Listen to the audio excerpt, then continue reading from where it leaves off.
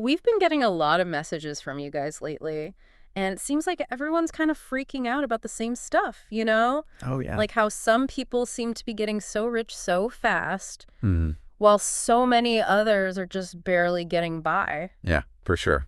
And you sent in some really interesting thoughts and questions about all of this. Right. So we've been looking at some in-depth analysis that really tries to break down what's actually going on. Okay. And I think for this deep dive, it would be really useful to kind of unpack all of this stuff, you know? Totally. This whole thing about a debt-based economy and how inflation is playing into it. Hmm. And, why it seems like the gap between the rich and everyone else is just getting wider and wider. Yeah, absolutely. So we're going to look at this idea of what happens when we shift from owning things to renting things. Okay, interesting. Like our homes and cars Yeah. and even the software we use these days. Hmm. And we're going to try to figure out, what happens when prices keep going up. And the government is printing more and more money. Yeah, definitely. And I think we should also try to make sense of this thing where it seems like sometimes the people who aren't necessarily the sharpest tools in the shed end up with all the wealth, Yeah, that's a good one. while people who are incredibly talented and hardworking are struggling. Yeah, definitely. Yeah. Yeah, I think those are the big questions that a lot of people are asking right now. For sure. And it's so interesting how all these different pieces of the economic puzzle are all kind of tangled up together. Yeah. You can't really separate them out. Totally. So I think it makes sense to start with this idea of, the shift towards a more rental-based economy. Okay, so let's talk about that. Yeah. This whole tenant-based economy thing. I Yeah. mean, on the surface, it seems pretty simple, you know? For sure. You rent your apartment, Right. you lease your car. Mm-hmm.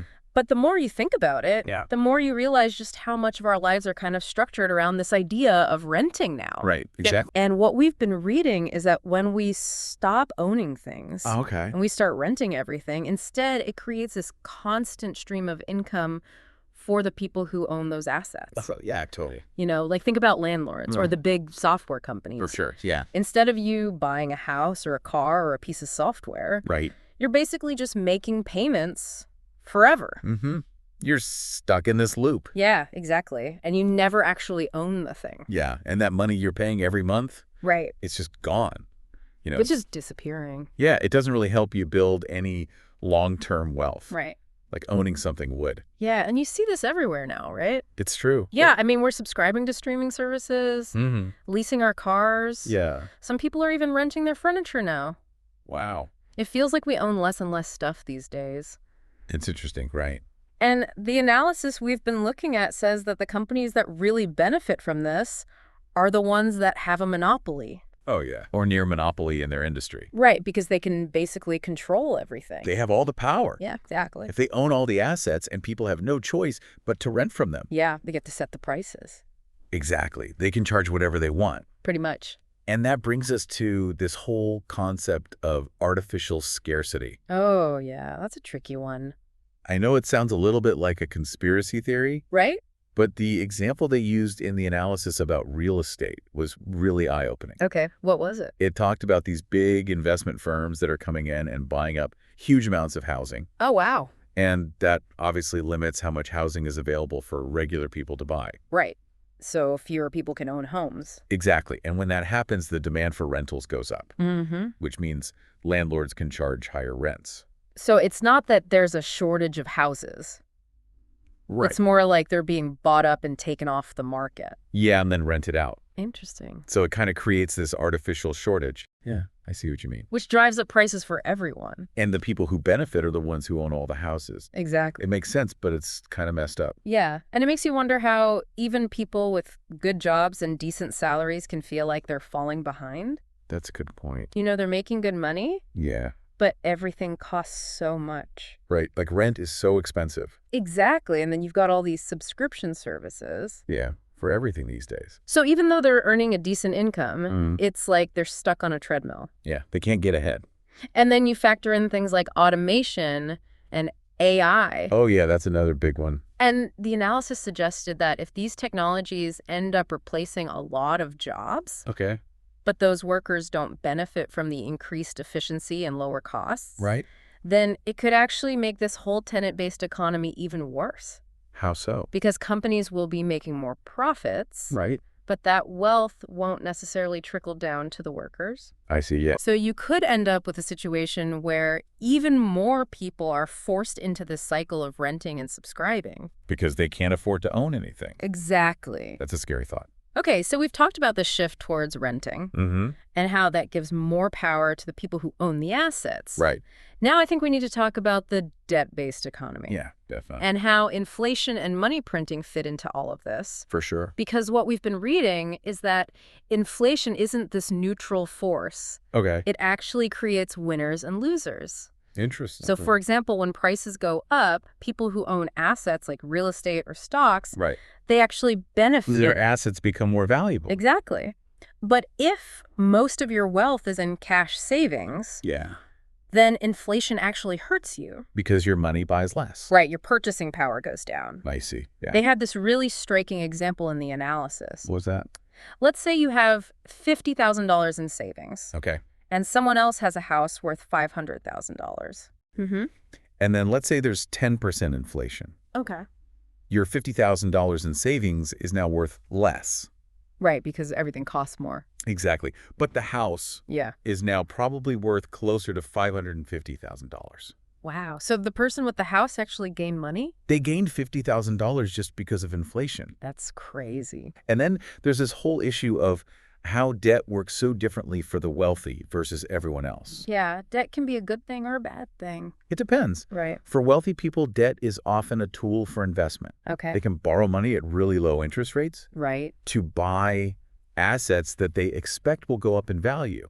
And then they make more money than they paid in interest. Exactly. But for most people, debt is something they take on out of necessity. Oh, yeah? Like to cover basic living expenses. Right. Or unexpected emergencies. And they usually have to pay much higher interest rates. Yeah, like credit card debt. Exactly. So it becomes this trap. They end up paying so much in interest. And it's hard to get out of debt. It's like a vicious cycle. Yeah, it's like a wealthy investor can get a loan for 3% to buy an apartment building. Wow. But someone who's struggling might have to use a credit card with a 20% interest rate.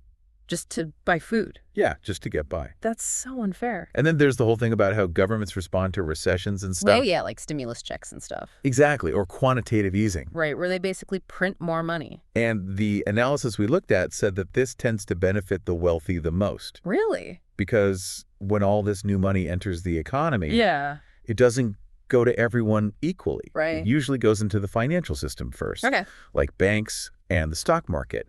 So asset prices go up. Like stocks and real estate. Exactly. Yeah. And that benefits the people who already own those assets. I see. So it's like the rich get richer. And everyone else is just dealing with higher prices. Yeah, because eventually that new money starts to circulate more broadly. Right. And then you get inflation. Yeah. But the wealthy already got a head start. Exactly. Interesting. And a good example of this is what happened in the market back in 2020 and 2021. Oh, right. When the government was pumping tons of money into the economy. And the stock market went crazy. Yeah, asset prices went way up. But most people didn't really benefit from that. Not right away. Right.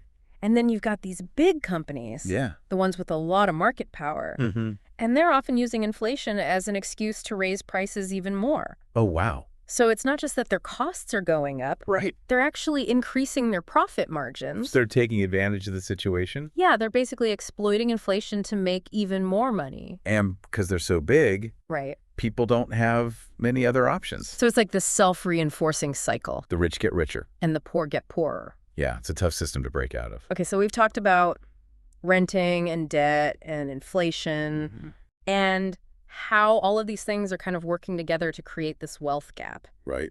And this brings us to something that I know a lot of people are curious about. What's that? How is it that some people who don't seem particularly smart end up being so wealthy? It's a good question. I mean, you see it all the time, right? People who make bad decisions or who just don't seem very bright. Right. But they have tons of money. I've always wondered about that. And the analysis we looked at actually had some really interesting insights on this. Okay, what did it say? It said that wealth isn't always about intelligence. Really? It's often about having a head start. What do you mean? Like inherited wealth. Oh, yeah? Or connections. I see.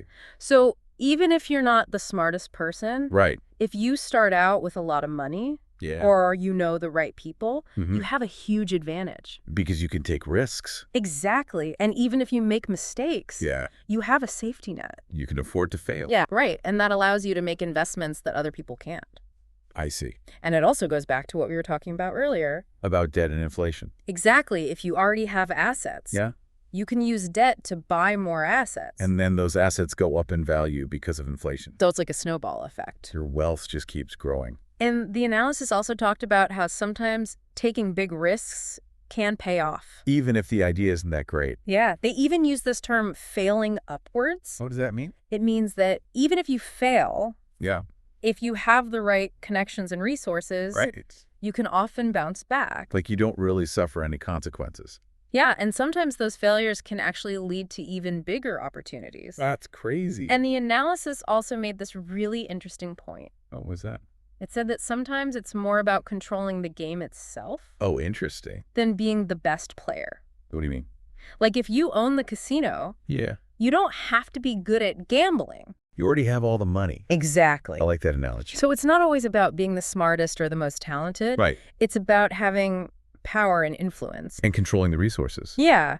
And they also talked about the role of marketing and psychology, Oh, yeah, for sure. like creating hype around something or leveraging people's fear of missing out. Right. Those can be really powerful tools for building wealth. Even if the underlying product or service isn't that great. Exactly. It's about selling the dream. And tapping into people's emotions. Yeah. And it makes you wonder if the system is sometimes rewarding the people who are best at playing the game. As opposed to the people who are the most deserving. Right. And on the flip side, the analysis also talked about why intelligent people sometimes struggle financially. Oh, yeah, that's interesting. Like they might overanalyze things, Yeah. or they might prioritize hard work over leverage, Right. or they might not have the right connections. Yeah, not always about brains. And they might also believe that the world is fair. Which is not always. Not always. So they might get disillusioned. Yeah. I could see that happening. So this all ties back to what we were talking about at the beginning. About the wealth gap. Yeah, you see all these luxury goods and expensive buildings being built, but so many people are struggling. It's like two different worlds. Exactly. So how do we make sense of this?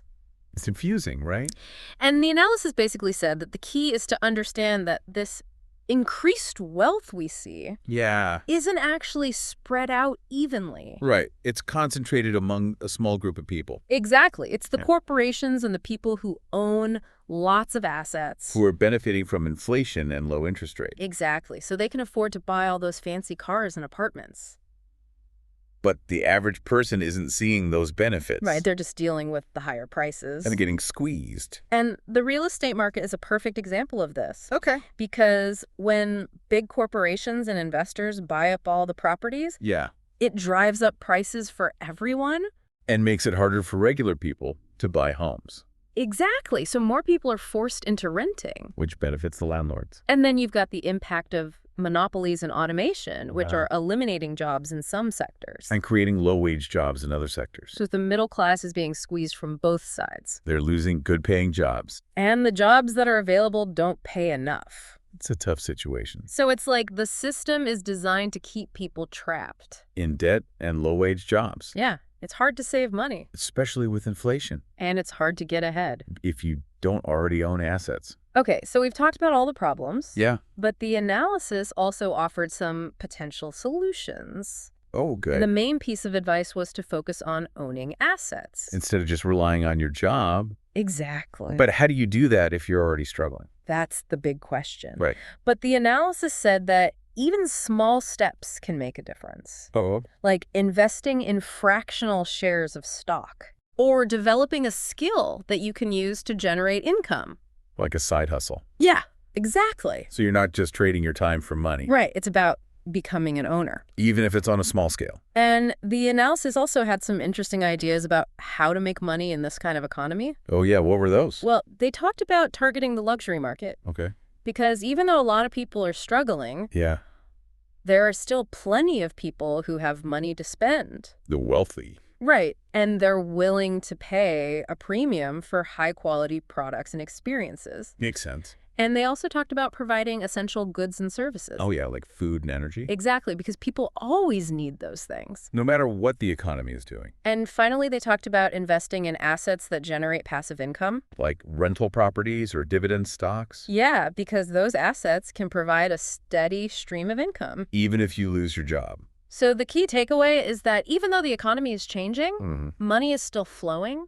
It's just going to different places. Exactly. So you have to adapt. Okay, so I think we've covered a lot of ground today. We have. And I think the main takeaway is that we're living in a debt-based economy Yeah. that's driven by inflation, and that this system tends to benefit the wealthy the most. That's for sure. So if you want to get ahead, Yeah. you need to start thinking like an asset owner.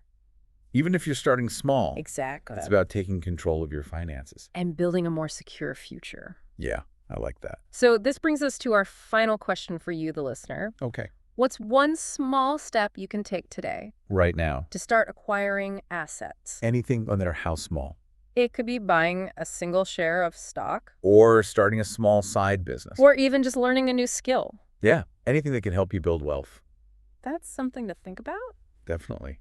Well, thank you so much for being here today. It was my pleasure. It was a great conversation. I agree. And thank you to all of you for listening and sending in your questions. Yeah, we appreciate you. Keep exploring these ideas, And keep learning. because knowledge is power. That's right. And we'll see you next time. Take care.